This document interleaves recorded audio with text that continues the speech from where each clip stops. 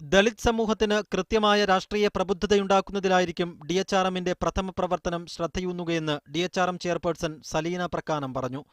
അരികുവൽക്കരിക്കപ്പെട്ട ദളിതരെ സ്വയം ഒരു രാഷ്ട്രീയ ശക്തിയായി ഉയർത്തിക്കൊണ്ടുവരും. ഇതിനകം സ്വാധീന ശക്തിയുള്ള വോട്ട് ബാങ്കാക്കി ദളിത് സമൂഹത്തെ മാറ്റാൻ DHRMന് കഴിഞ്ഞുവെന്നും സലീന പ്രക്കാനം പറഞ്ഞു. ദളിത് ഹ്യൂമൻ റൈറ്റ്സ് മൂവ്മെന്റ് സ്ഥാപിതമായ സമയം മുതൽ തന്നെ തെരഞ്ഞെടുപ്പിനെ കൃത്യമായിട്ട് അംഗീകരിക്കുന്നുണ്ട്. വോട്ടിന്റെ മൂല്യം കൃത്യമായിട്ട് ദളിതരെ പറഞ്ഞ് മനസ്സിലാക്കിക്കൊണ്ട് തന്നെ ഒരു വോട്ട് ബാങ്കായിട്ട് തന്നെ മാറ്റപ്പെട്ടുകൊണ്ടിരിക്കുന്നു എന്നുള്ളതാണ്. BJPയുടെ വർഗീയ അജണ്ടയെ പ്രതിരോധിക്കുന്നതിൽ CPM അടക്കമുള്ള ഇടതു രാഷ്ട്രീയ പാർട്ടികൾ പരാജയമാണ്. ദളിതരെ രക്തസാക്ഷികളാക്കി മാറ്റുന്നതിലല്ലാതെ അധികാരശക്തിയാക്കുന്നതിൽ ഇടതുപക്ഷത്തിനൊന്നും ചെയ്യാൻ സാധിച്ചിട്ടില്ല.